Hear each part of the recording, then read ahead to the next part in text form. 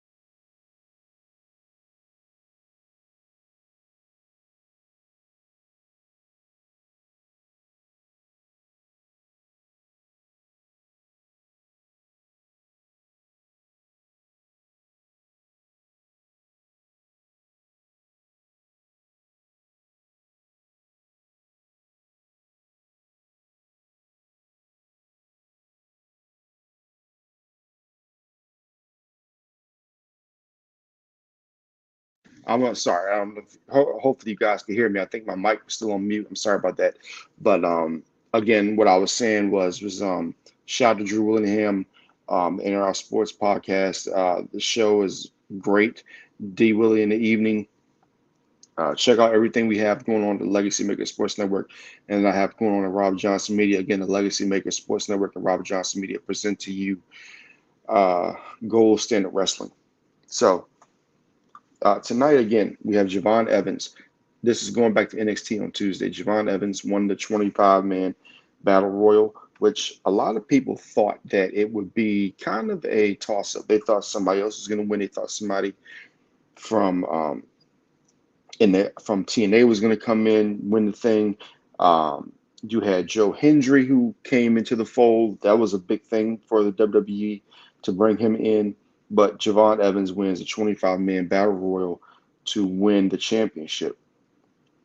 Well, the championship of having, well, not the championship.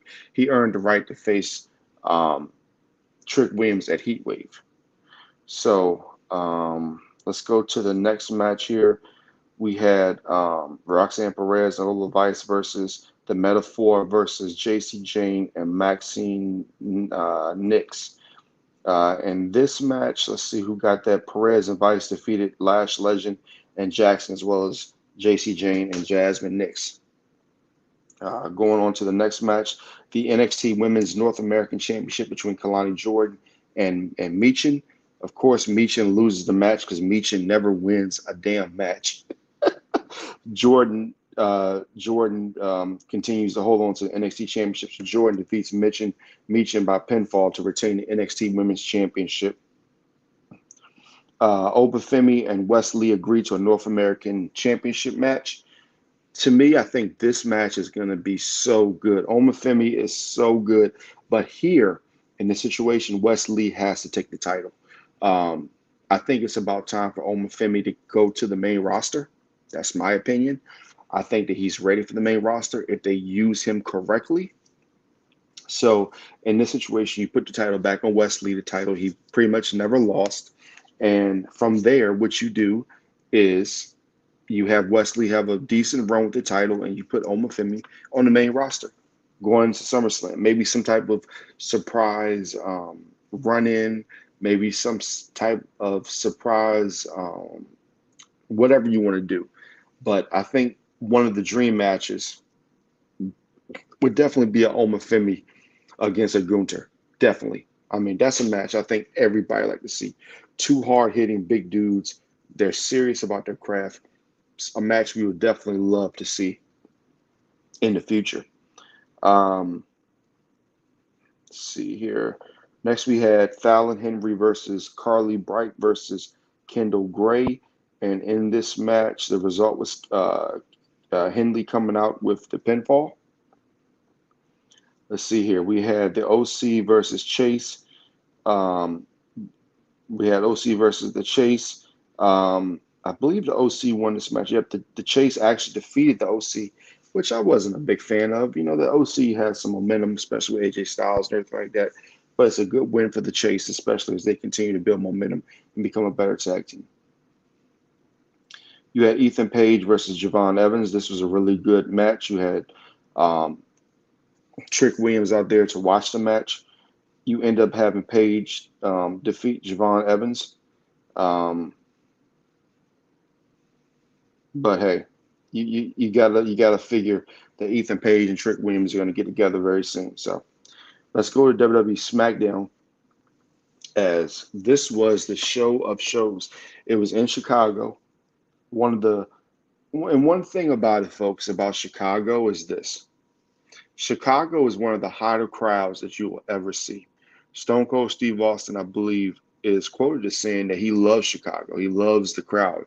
Like they give you the biggest and nicest reaction, the biggest and greatest pop. But you have to deliver. And SmackDown delivered. And I think Triple H understands that as well. Even Vince McMahon in his time understood that when you go to Chicago, you have got to deliver. And that's just the bottom line. You can't go into Chicago and not and not deliver. So they delivered in Chicago, and they started out hot. What happened first? You have CM Punk, of course. You have CM Punk come out there, and Punk is giving himself to the crowd, talking about Drew McIntyre. And then you have um, Paul Heyman come out there, and he's trying to butter him up and all this good stuff. And then you have Solo and the crew come down, and then CM Punk starts throwing jabs at them, and CM Punk is acting all crazy towards those guys. Well, at the end of the day, what happened is actually, um, CM Punk actually goes on and makes them look stupid. So that's what he did. He made the Bloodline look stupid. The Bloodline looked strong late, but they looked stupid at that point because CM Punk insulted them. No Drew McIntyre as of yet, as well. Fans were chanting, "We want Roman, we want Roman," but Roman didn't come down. Next match, you had Chelsea Green defeat Bianca Belair and Michin. Michin loses again. But this time what happened was that Bianca Belair hit Michin with her finisher, the KOD, but then Chelsea Green threw Bianca out the ring, and then she gets the win. Now, before this match, Bianca Belair and Jade Cargill kind of had an interesting, they kind of had like sort of an interesting interaction. You know that somebody's turning heel soon. You know that they're not going to win those tag team championships back. So it's going to be very interesting to see what happens here coming up soon. Let's see here. And yeah. And then you have Carmelo Hayes defeat Randy Orton, Tama Tonga. Again, Bloodline got involved. Carmelo Hayes wins the match. He's going on to Money in the Bank. I'm really excited for Carmelo Hayes. I think he'll do a good job going into Money in the Bank. LA Knight calls out Logan Paul. Eventually, they're going to have to give LA Knight a U.S. title shot. They got to get the belt off Logan Paul. They're just gonna have to get off him because I'm not gonna say it's a waste, but they need to put it on a guy that can carry it well. Andrade defeats Kevin Owens and Grayson Waller. Andrade defeats Kevin Owens and Grayson Waller. Again, the Bloodline gets involved. Andrade's going to Money in the Bank. Let's see here. Before we get to that, we have this guy right here. We got Drew McIntyre.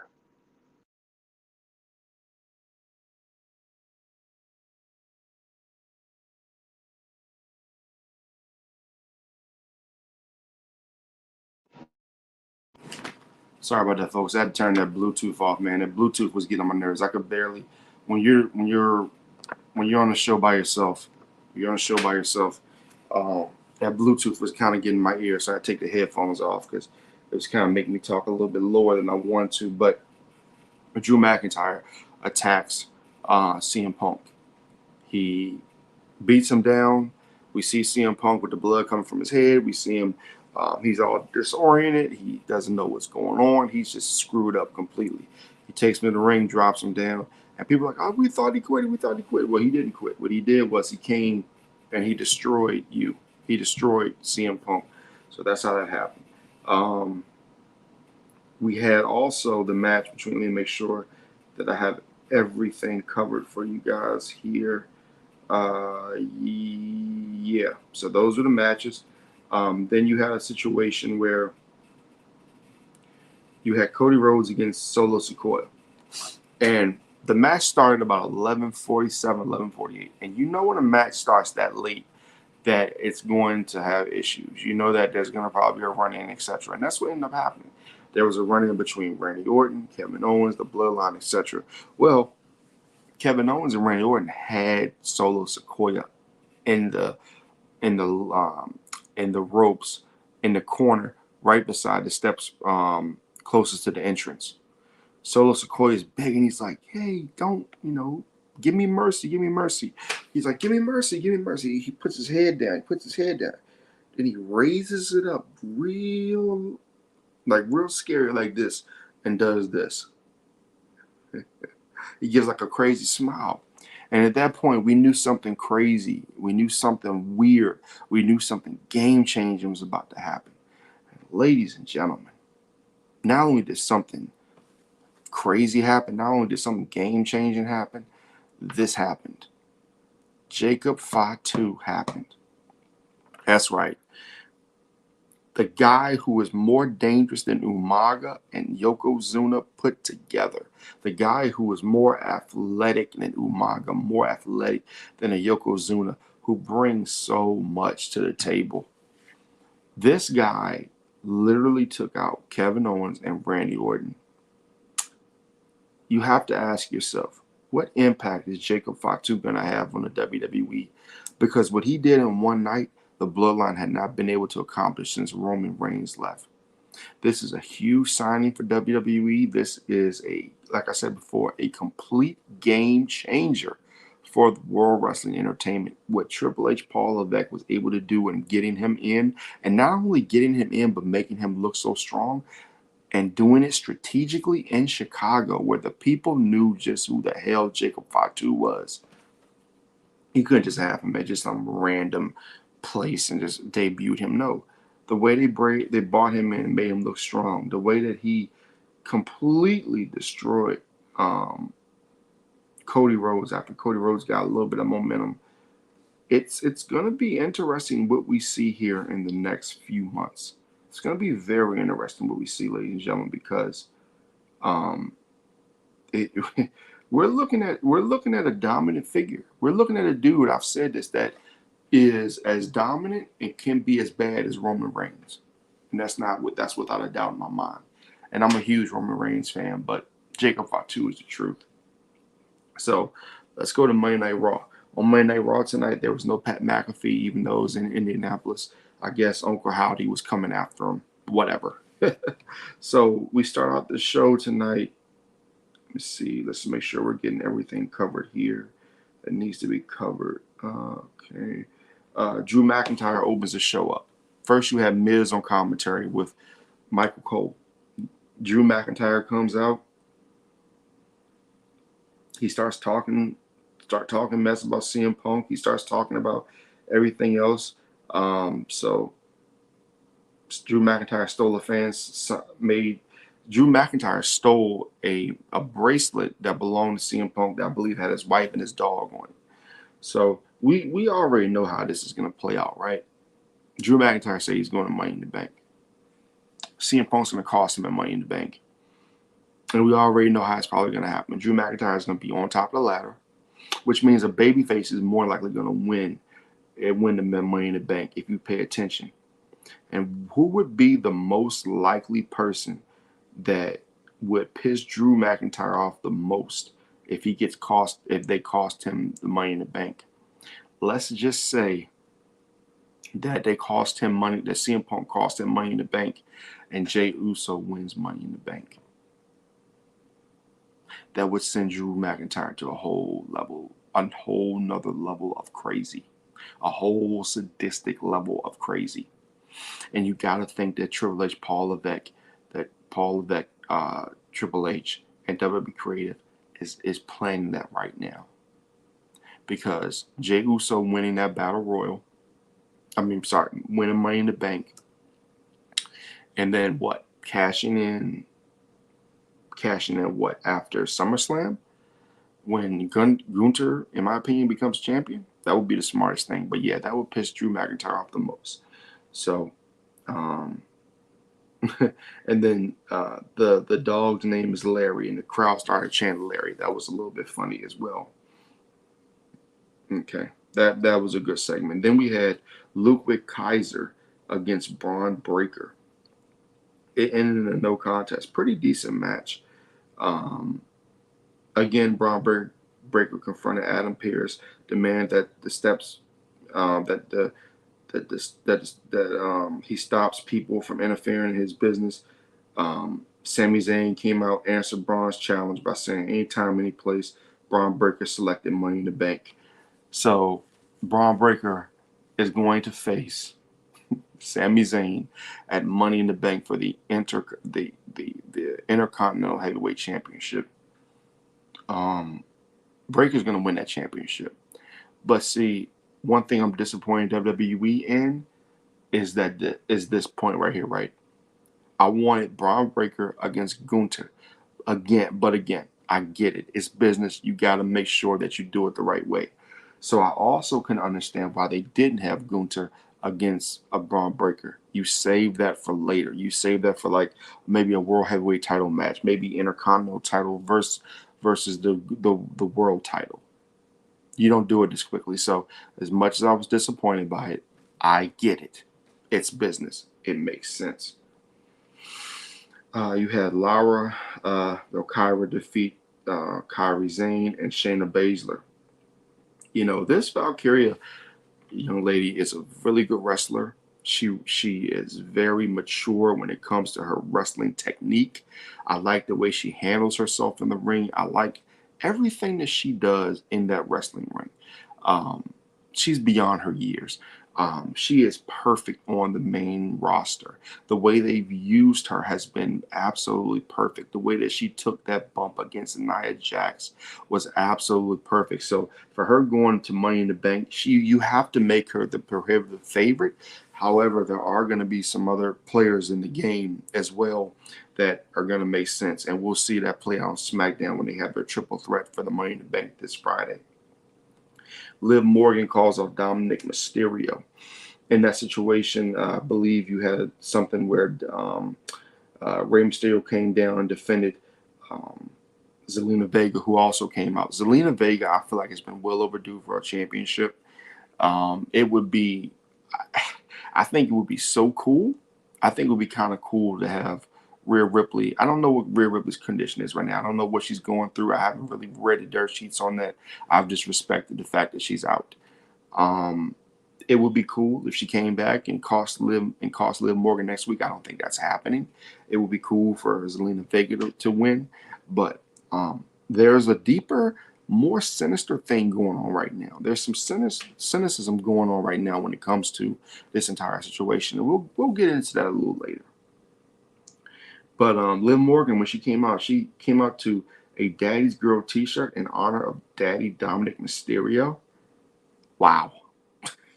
That's hilarious. That's funny. But it was a gold segment though.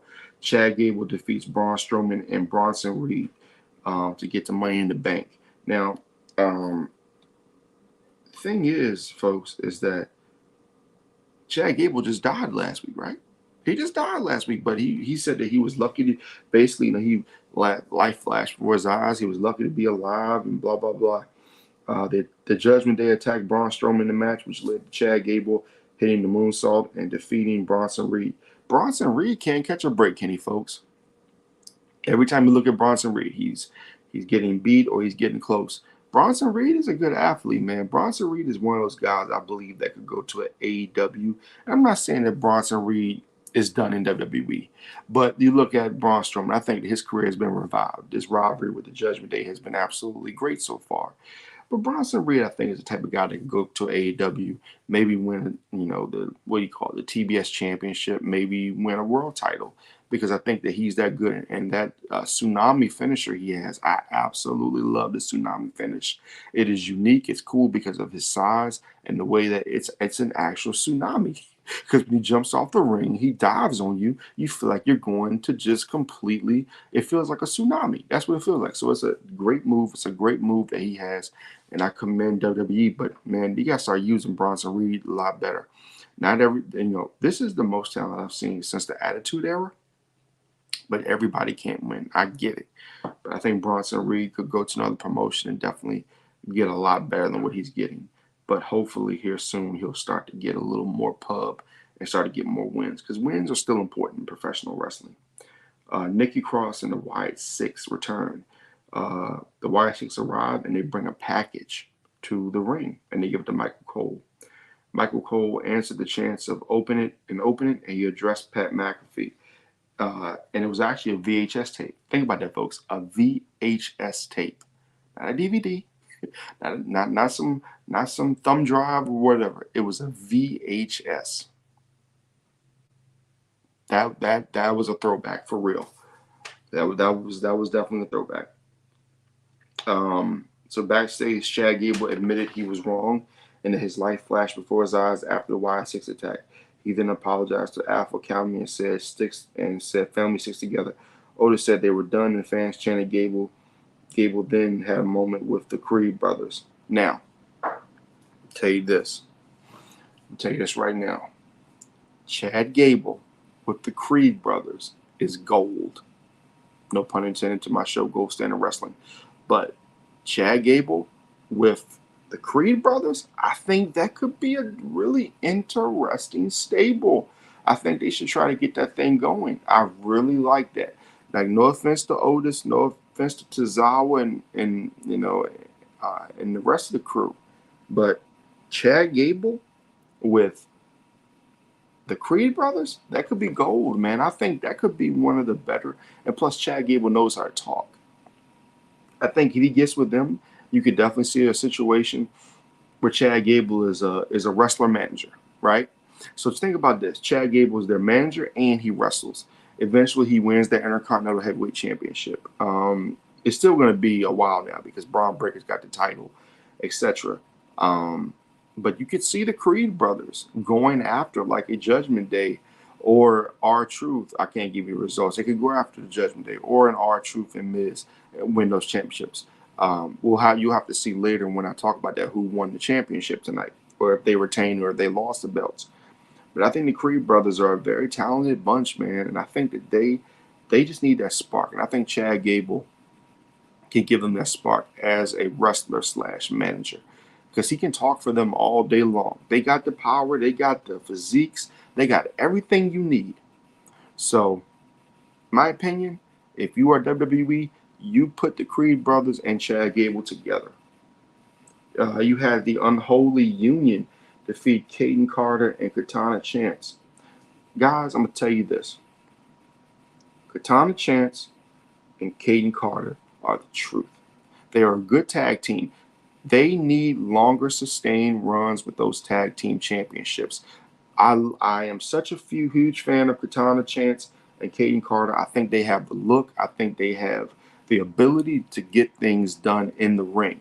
They have the athleticism. And then when you're talking about the Unholy Union, it was a good match. Even though the Unholy Union won and the match wasn't that long, they have a chance to do some great things. Because, again, those titles aren't going back to Bianca and Jade Cargill. They're just not going back to them, folks. I know some people want it. It's just not happening. They had their run. Now we get ready for Bianca and Jade down the line. In my opinion, Unholy Union versus Carter and Chance has an ability to be a really good, have a good set of matches. When you talk about Shayna Baszler, I just think you take her out of the running. You take her out of the running. I don't know what they're doing with Shayna Baszler right now. Her tag team, I don't know what they're doing with them. Take them out of the mix, and you just have Unholy Union versus Carter and Chance. Maybe give them a match at Money in the Bank. You know, but hey, we'll see how it goes. But right now, I'm not really impressed by any other tag team out there right now. They have to start building these tag teams up, man, because if not, get rid of those titles. You know, you have Bianca and Jade. They had some decent matches. I really believe, again, that the belt should be on Carter and Chance. I think that they can really elevate these titles to the next level. But we'll see. We'll see how things go. Backstage, we had Damian Priest caught Liv Morgan leaving the Judgment Day locker room. There's some deceit going on, I believe. Damian Priest told, and then we had something where there was a video package. Damian Priest told Seth Rollins he would never become world champion, while Priest had the strap. Seth said he didn't believe him, and the fans took Seth's side. Basically, Seth said if he lost the match, he would never challenge for the title while Damian Priest was champ. Gunter comes out. Gunter basically says that, look, it doesn't matter which one of you guys win. After SummerSlam, I will be the champion, which it's not hard for me to believe because Gunter is one of the best athletes and superstars we have. Not athletes, but best superstars we have in WWE. So I truly believe Gunter will be your World Heavyweight Champion after SummerSlam, regardless of what happens at Money in the Bank. But I think Damian Priest needs to watch his back. I'll tell you about that more in a few minutes. We had an interview with Bo Dallas and Uncle Howdy. It came off great. You know, second week in a row, they make the YS6 look strong. They make them look strong. And I've been on record. I'm not the greatest. I wasn't the biggest Bray Wyatt fan. Not the biggest fan of this reported YS6. But, man, they've done a hell of a job the last 2 weeks. Triple H and Creative have done their damn thing. So that's all that counts, man. Next, you had Karrion Kross defeat Kofi Kingston. Xavier Woods was attacked in the back by the Final Testament. It was an okay match. I don't know what they're doing with Kofi Kingston right now, but it's strange. That's all I can say. It's strange. Next, we have the Judgment Day versus the Awesome Truth. Now, the reason I said Damian Priest needs to watch his back is the simple fact right here. In the match, R-Truth came over and gave a hug to Liv Morgan. Liv Morgan made a signal. What happened next? Finn Balor. He kicked him right in the chest. He goes up for the coup de grace. 1, 2, 3. And ladies and gentlemen, we have brand new tag team champions as the Judgment Day gets the titles back. JD McDonough. But this time it's JD McDonough and it's Finn Balor. Ladies and gentlemen, there's something going on. There's something going on. Do I believe that Seth Rollins would join the Judgment Day? Do I believe that he would turn on the crowd and join them? I don't know. But what I do know is that when Rhea Ripley comes back, she will be a face. Because Liv Morgan will be joining the Judgment Day. There are a few keys to this. First, she made the signal. Second of all, she stood behind the Judgment Day tonight as they were holding the titles up at the ramp. They looked back at her. They continued to hold the titles up. Something is going on. Something is going on where Liv Morgan could be replacing. I can't believe I'm saying this. She could be replacing Rhea Ripley. Folks, there are so many storylines in WWE right now. All you can do is sit back, take your seatbelt, buckle it up, and get ready for the ride. Ladies and gentlemen, that has been Gold Standard Wrestling for tonight. Money in the Bank will be coming up very soon. And trust me, I will be doing the Money in the Bank previews. Everything happens on Monday night. Well, I can tell you this. we do the reviews, we do the previews on Monday nights. Depending on how my schedule looks, folks, I'll do the review on Money in the Bank on Saturday nights when it happens, if I have the time. If I don't, I will do the review. I'll try to do the review from Monday. So I'll try to get that in my plan. So before the pay-per-view happens, you can find it right here on Monday nights at 11:50, 11:45 to 11:50. You can find the preview right here. And then after that, and if we have anything for SmackDown that happens that is breaking news, I will try to get on maybe Saturday morning, Sunday morning when the pay-per-view is happening and let you guys know. I will do my best to bring you the best in wrestling coverage in the world. But again, for Rob Johnson, the Legacy Maker Sports Network, and Rob Johnson Media, this has been Gold Standard Wrestling, the review of NXT, SmackDown, and Raw. I hope you guys have a great night. Make sure you like, share, and subscribe. Make sure you subscribe to the Legacy Maker Sports Network on Facebook, Instagram, and Twitter. And follow us. Follow me on Rob Johnson Media on Facebook, Instagram, and YouTube. And also follow both brands on X. Everyone have a good night. We're going to leave with the intro from Darrell Owens and then my final Gold Standard Wrestling outro. It's Darrell Owens, Legacy Maker Sports Network, and you're watching Gold Standard Wrestling. Let's go.